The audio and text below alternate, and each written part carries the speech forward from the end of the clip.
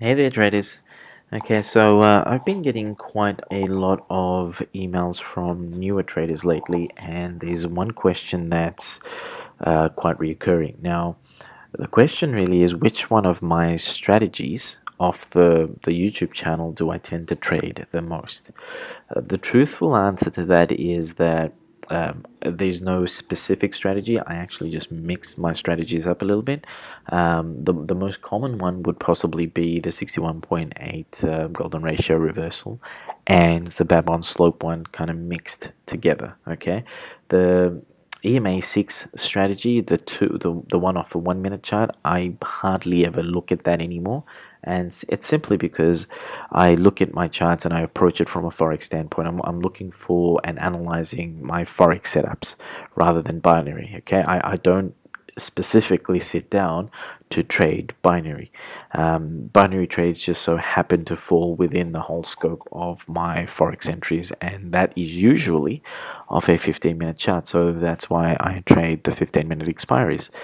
Someone also asked me yesterday of why do I choose specific currency pairs for binary, which is AUD JPY, AUD USD, Euro USD, Euro JPY, and I believe Pound USD. The reason for that is one, that I tend to trade, my days are usually the Asian session going into London session as well. So it's usually around those times where I'll jump in front of my charts to have a look to see what's going on. Forex, I also tend to trade more of the London session. If I'm in the Southern Hemisphere, for me, the New York Open is just way too late at night. 10, 11, 12, I don't want to be trading around those times, so I don't bother. And my brokers usually just give me those 15-minute expiries during the Asian London session. Okay, so that's primarily the reason why I do it.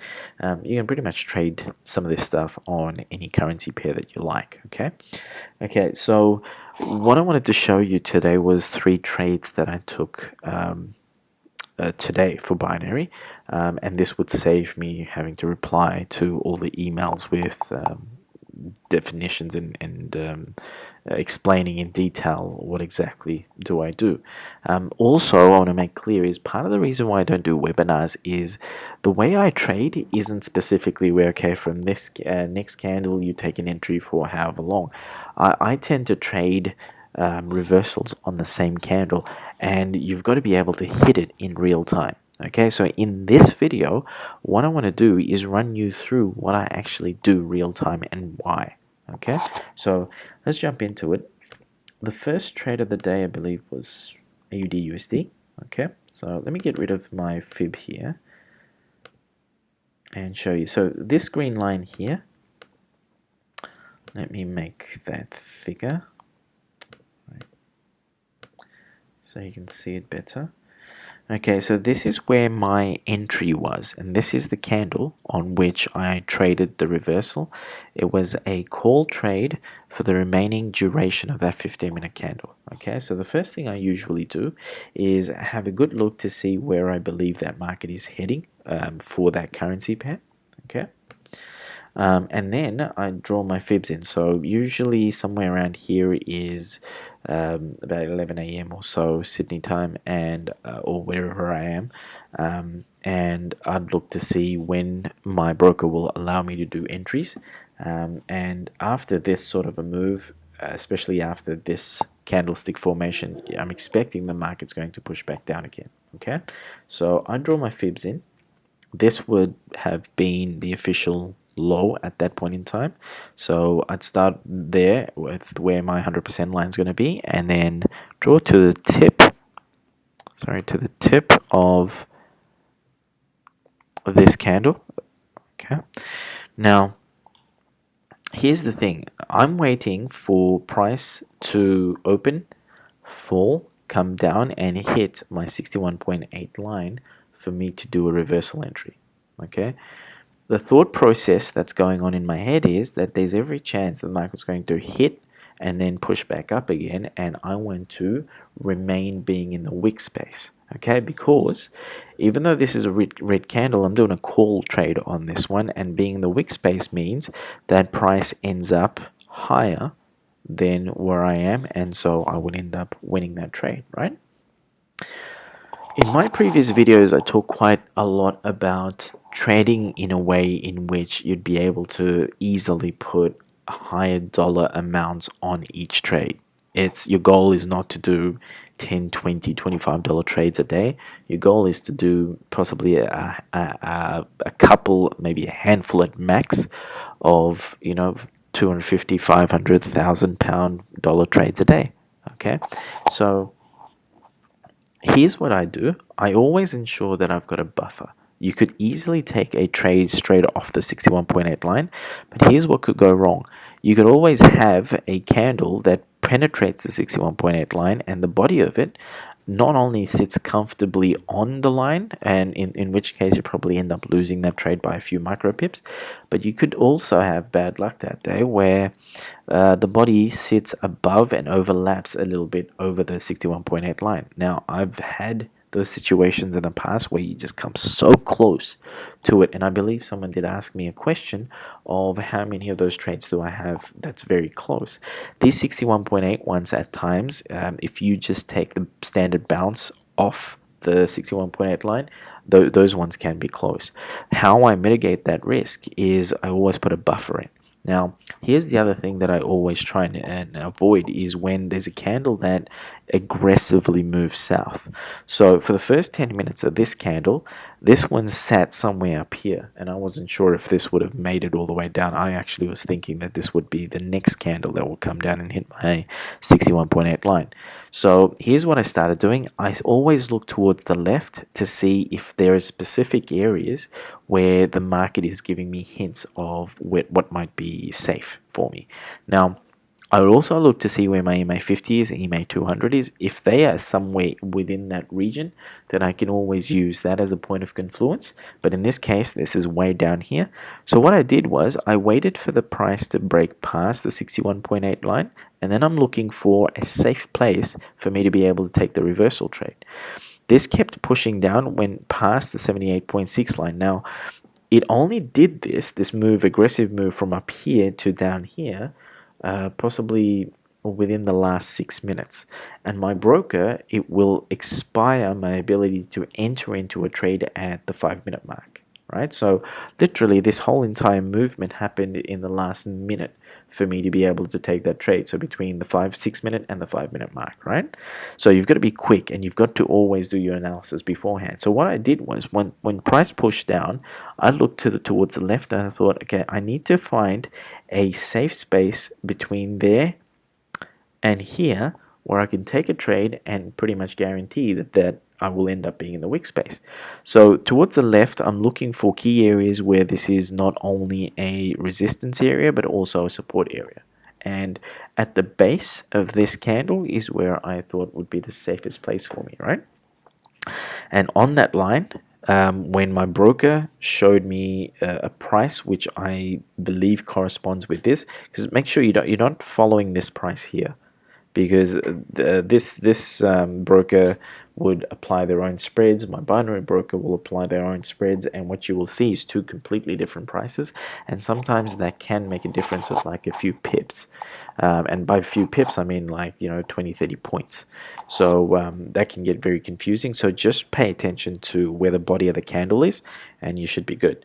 Now, here's the other thing to note. In real time, this would have been a big long red candle. The body of it would have been down here. It bounced a number of times, and I've got pressure because I've only got seconds before I can execute a trade before my broker will lock me out. So I want to make sure the buffer's there. I take my entry here. Now notice how at the expiration of this candle, price pushed up drastically all the way up there. Now this is very comfortable. 4.9 pips in the money, so that's 49 points. But here's the thing, I would not have known that this was going to do this. For all I know, this would have probably overlapped here or come very close to this mark here, right? So I want to make sure that I get a reasonable buffer, and I take my entry and I win it. Again, the purpose for you to do this Some people have said, Shiva, why are you so strict with your criteria? Why don't you just take the bounce? Well, if I want to put £1,000 onto that a few times a week, I want to bloody make sure that this is going to be heavily in the money for my liking. Because psychologically, if you lose something along those lines and you're losing £500 or £1,000 off that trade and you're only doing a handful of them weekly, that's going to affect you. A lot of people just walk away and don't do any trades for weeks. All right. Okay. Next trade is, this one's also a 61.8 trade. This was done here pretty much at the transition, at the last 15 minutes before Frankfurt opens. Now, I broke one of my own rules here, I think simply because I was right in front of the computer and there was a whole heap of confluence points that existed on this chart. So here's the first thing that I absolutely loved, was that my EMA 50 was up here and my EMA 200 down here. Again, when the EMAs are close by, what that usually says to me is that price most likely will respect the presence of the EMAs. Be aware that your EMA is 250. From experience, that's about 75% of the time, price will respect it. So I will use that as a confluence point to where I'm taking my trade. I will mix that, as I did in this case, with, I've got the EMA 50 and I've also got my 61.8 line, which I drew in from the base here, which was the lowest point earlier in the Asian session, to the official high of the Asian session. Okay, this gives me that point where the 61.8 line is. Let me make my entry line thicker so you guys can see it. Okay, so it's that green line that you can see is where my entry was. I'm looking first of all for a buffer area past the 61.8 line, past the EMA 50. Because the EMA 200 is so close by, I'm looking for like a middle ground here somewhere, right? I also go across towards the left to see if there is specific areas, support and resistance wise, where the market may confirm a bounce. In this case, where the 61.8 line actually falls is absolutely beautiful, because this is a very strong support line and also a resistance point here, right? So what I still do, although this is still a strong resistance area, support and resistance area, what I do is I still establish a buffer. And in this case, what I've done is I drew my line in at the base of this candle, the body of this candle, okay, which still gives me a very comfortable area in which to execute my trade.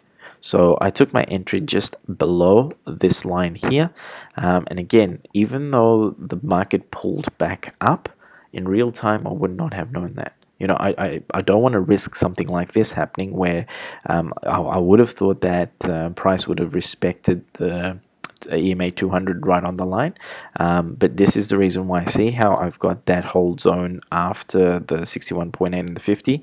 That could be the distance between here and here, and if I end up being in the wick space here, and I could have actually done that off the 78.6 line, which I don't do, but you could see how it sits very firmly on the line. That's why you want to have your buffer there to avoid a possible loss. Again, if you want to put 250, 500, £1,000 dollars onto that trade, you want to create these. Okay. Third trade, which I think is it was AUD JPY, which happened not too long ago. Now this one is slightly different. This is not to do with the 61.8. The Fibonacci golden ratio. This is to do with the Babon slope one. So if you guys have a look on the YouTube channel, the 4 videos that I want you to see and understand really well, the first one would be understanding the market cycle, because what I'm about to show you as to what I did with AUD JPY, you do have to understand how the market will run. Understanding the official market trend, again, it's this video and this video combined will give you a very good idea of how the market will move. And then in regards to the strategies, here is the fib retracement 61.8 strategy, and also the Babon slope strategy. Okay, the Babon slope strategy is basically this line here. Okay, we combine it with the yellow EMA6 line. Okay, if you have a look closely, I've got two green lines drawn in here. All right, I'm going to enhance them as well so you can see better.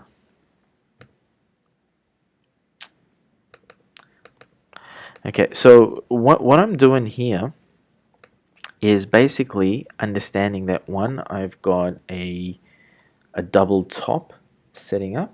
Okay, I have a quick look to see what's going on towards the left of the screen. I don't actually have a resistance area close by, but I'm going to let the market show me the direction in which it's moving. So it hits a double top, market drastically pushes away from that area. To me now that says for the market to move away significantly means it's possibly going to reverse down for a bit. Okay, so there is continuous downward pressure on the market. That's what you want to understand in terms of market cycle, that the number of orders, sell orders, far outweigh the number of buy orders that exist. Plus, it's whatever the market makers are doing. This, for me, is their footprint to say, I've done my bit, I'm heading south, right? AUD-JPY traditionally is not a pair that I would trade a lot of Forex on. So and primarily it's volume, liquidity, how much it moves, how quickly it moves is an issue.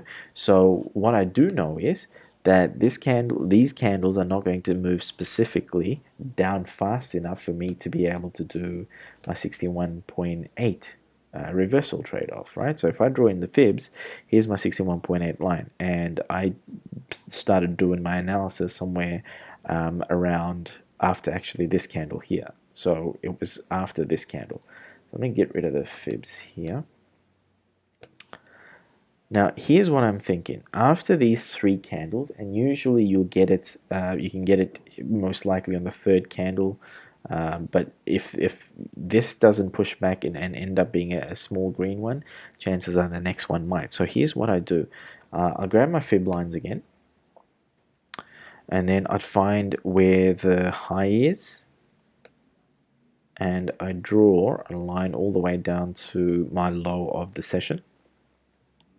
Okay, how we're using the lines differently here is where I don't pay attention to the numbers in this case. What I am paying attention to is price combined with whatever is the closest fib line, combined with my Babon slope line, and if I'm lucky, then I would get the EMA6 one as well. Okay, bloody hell. I think I have deleted where my entries were. I'm just going to draw this roughly in because I know where this top one was and why I drew that in. My entry on this one, it was slightly above this green line here. Because I deleted it, I apologize. I don't know the exact point, but here's what I did. One, draw my lines in, waiting for price action to push up above whatever the closest Fibonacci retracement line is. Okay, and then I'm looking to draw in my buffer. Okay, usually, and this may sound nuts, but I do a couple of things. One might be that I look to see that cross. I would just hold my cross on that line. Okay. Where it actually crosses is where I might consider a buffer area. So see that cross, that white cross? I'll just put the base of it on that line, and on the fib line, and then wherever the cross happens is where I would consider my the buffer to be. There's no actual scientific reason behind it. I just do it. I don't know why. I've been doing it for a long time. And then the other thing I pay attention to is where my Babon slope line is, and hopefully where my EMA6 line is. Here's the other thing that I do. This second green line, I look for an area. Usually it's going to be the top of the previous candle, right? The reason for that is that I'm expecting my EMA6 line to come down and hit a point somewhere near there. Because remember, the Babon slope strategy is where when I'm saying price opens anywhere, it goes up above. You've got the downtrend, so it goes up above the Babon slope and the EMA 6 line, and that's when you can execute your trade. This one here, if price would have hit this line here, I would have considered this to be a safe trade. Why? Downtrend. Price breaks past my fib line.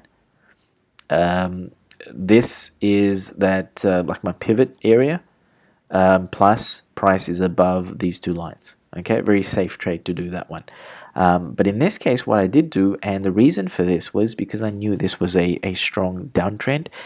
This one would have ended up being either a doji. I was expecting the body to be smaller, or I would have expected where this would have been a smaller red candle bouncing off the EMA 50. Okay, in this case, again, EMA 50 is down here, EMA 200 is all the way down here, so they don't really play too much of a role within my entry. But in this case, this ended up winning as well. Once again, at no point in time did I know in real time that price was going to fall all the way down here. I just expected to be a very comfortable win, simply because, again, downtrend. For most of that trade, whilst after I had executed the trade, price did remain somewhere very comfortably on this line.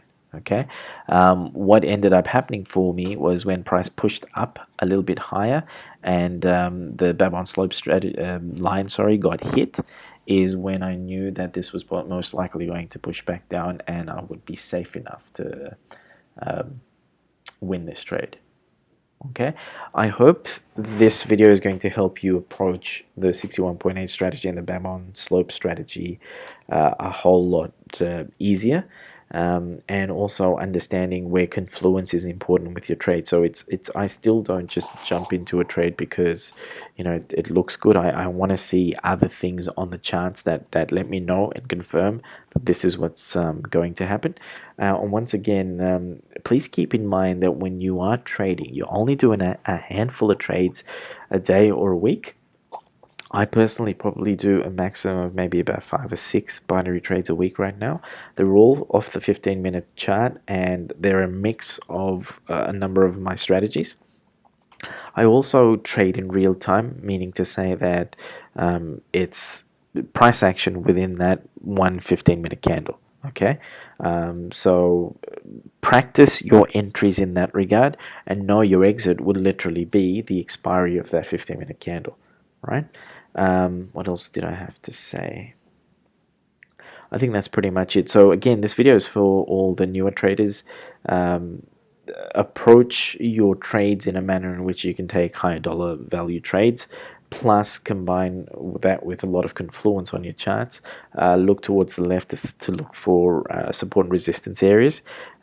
Mix that with your Babon slope and with the Fibonacci golden ratios, and you should very easily be able to do 2 a day, 10 a week, and doing even 5 or 10 trades a week very comfortably with £500, £1,000 per trade.